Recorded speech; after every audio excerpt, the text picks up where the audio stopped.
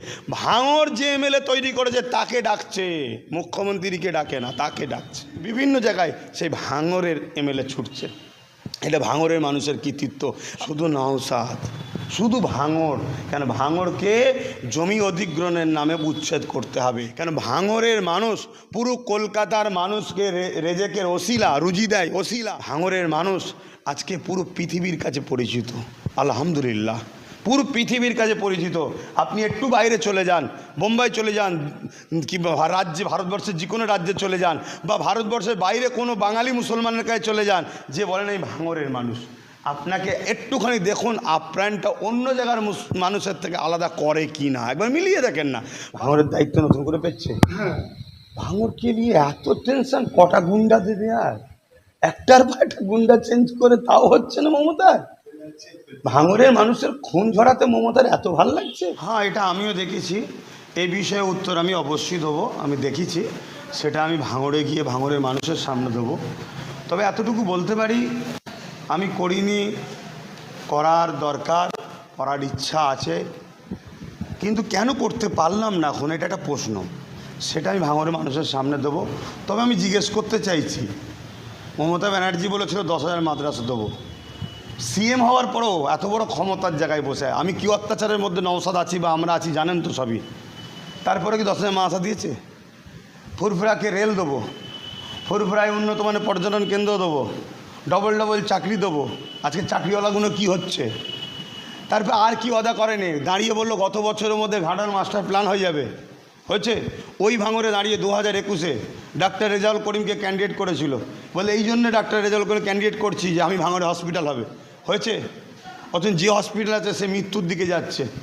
ফুরফুরা শরীফে এটা রাজ্যতে এটা কত ওয়াদা করেছে বলেন তো?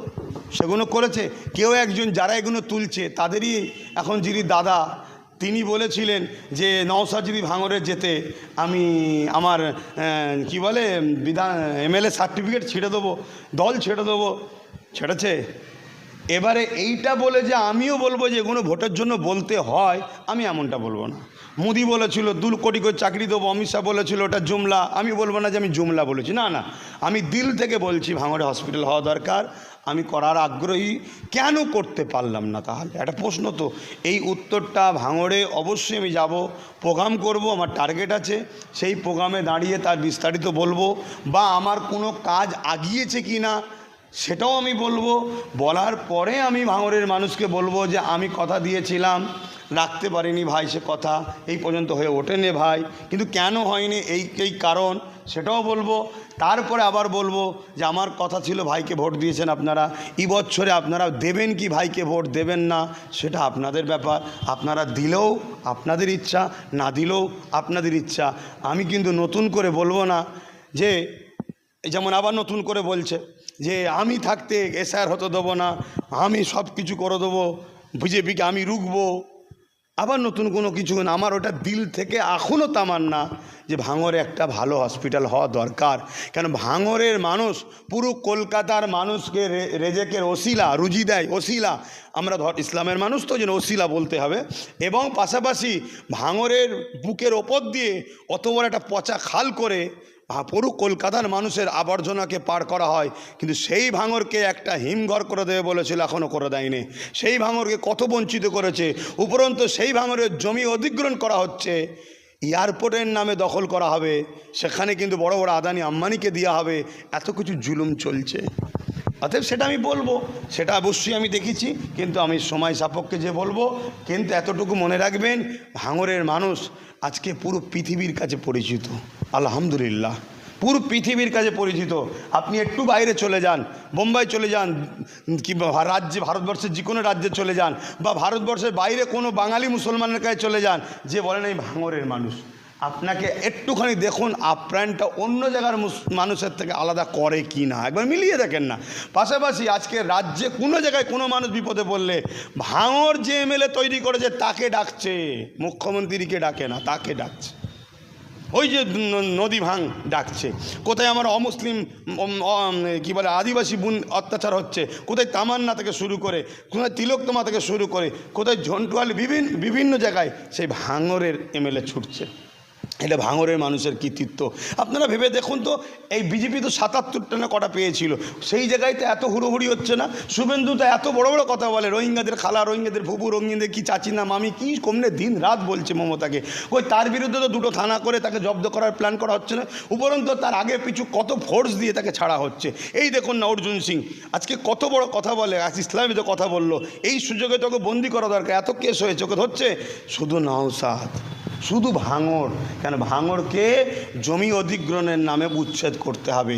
ভাঙড়ের মানুষ যেটা ভালো বুঝবে সেটা করবে। তবে আমি একটা কথা দিয়েছিলাম, স্বীকার করছি, কিন্তু সেই কথার উপর আমি আজও দাঁড়িয়ে আছি। আমি যে দাঁড়িয়ে নেই তা নয়, চেষ্টা করেছি কি করিনি, ভাঙড়ে যারা আমার চেনা পরিচিত আহলে সুন্নাত ওয়াল জামাতের ছেলে, তাদেরকে দাঁড় করাবো, তারা উত্তর দেবে আব্বাস সিদ্দিকী কী করতে চেয়েছে, কেন হয়নি, সব বলবো।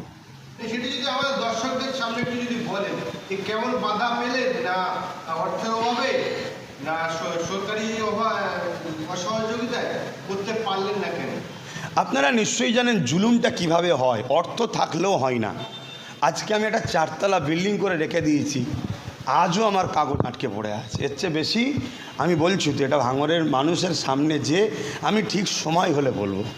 ব্যাপারটা হচ্ছে কি জানেন, বর্তমান ভারতবর্ষে বা পৃথিবীতেও চলছে, মানুষকে দাস দাসী বানাবার একটা পরিকল্পনা চলছে। গরিবদের ঘরে কৃতদাস দাসী বানাও, সেই মধ্যযুগীয় বর্বরতার দিকে যাচ্ছে। শাসকরা আজ মানুষের সুখে দুঃখের কথা ভাবে না। মানুষকে হিটলার বলেছিল এত জুলুম করো, মানুষ যেন মনে করে আমি বেঁচে আছি, এটাই যথেষ্ট। আজকে শাসকগুলো ঠিক সেই দিকে যাচ্ছে। ভাঙরের দায়িত্ব নতুন করে পেচ্ছে। ভাঙরকে নিয়ে এত টেনশন, কটা গুন্ডা দেবে আর, একটার পর একটা গুন্ডা চেঞ্জ করে, তাও হচ্ছে না মমতার। ভাঙরের মানুষের খুন ঝরাতে মমতার এত ভাল লাগছে। আর ওদের যে গোষ্ঠীদ্বন্দ্ব বলছেন, গোষ্ঠীদ্বন্দ্বের বিষয়টা ওরা জানে, ওদের সব জায়গায় গোষ্ঠীদ্বন্দ্ব। ওদের যদি কোনো ভালো লোকেরাও সাপোর্ট করে, ধরুন মলি সাহেব টলি সাহেব, তাদের মধ্যেও আবার গোষ্ঠীদ্বন্দ্ব আছে, কথা বুঝে আসছে। ওদের বিষয়ে ওটা ব্যক্তিগত ব্যাপার। তবে এতটুকু বলতে পারি, যে যত তুলা তুলে দেবে তাকেই দেওয়া হবে, যে তুলা তুলতে পারবে না তাকে গোষ্ঠীদ্বন্দ্ব নামে মেরে দিয়ে পিছিয়ে দেওয়া হবে, এই হচ্ছে ব্যাপার। আর ভাঙড়ে নিয়ে অনেক চেষ্টা চলছে, নতুন করে আবার চেষ্টা চলবে। তবে আমি এতটুকু বলতে পারি, সুলতান আসগর আলীর ভূমিপুত্র ভাঙড়ের বাচ্চারা, এরা কত খান হোক আর হান হোক আর চিঙ্গিস হান হোক, চিঙ্গিস খান নাম শুনেছেন তো? 18 বছরের না 22 বছরের একটা যুবকের কথা শুনে থরথর করে কেঁপেছিল, কথা বুঝে আসছে। ও যতই দিক, ও গুন্ডার পর গুন্ডা চেস করে লাস্টে গুন্ডাদের সর্দার যিনি বলেন আমি গুন্ডা সব কন্ট্রোল করি, তিনাকেও বলছে একবার দায়িত্ব নেন না ভাঙড়ের, নিয়ে দরকার হয় আপনি দাঁড়িয়ে যান না, মুসলমানদের মাসিহা রেড রোডে যান, একটু দুয়া ইমামদের নিয়ে নেমে যান, দিয়ে বলেন ভাঙড়ের আমি ক্যান্ডিডেট হব। তাহলে তো বুঝবেন যে ভাঙড়ের মাটি সুলতান আসগর আলীর যারা ছায়াতলে থাকা বাচ্চা, এদের হয়তো অভাব অভিযোগ থাকতে পারে, চাওয়া পাওয়া থাকতে পারে, কিন্তু এরা ইসলাম বিদ্বেষীদেরকে পাত্তা দেয় না, এটা মাথায় রাখবেন।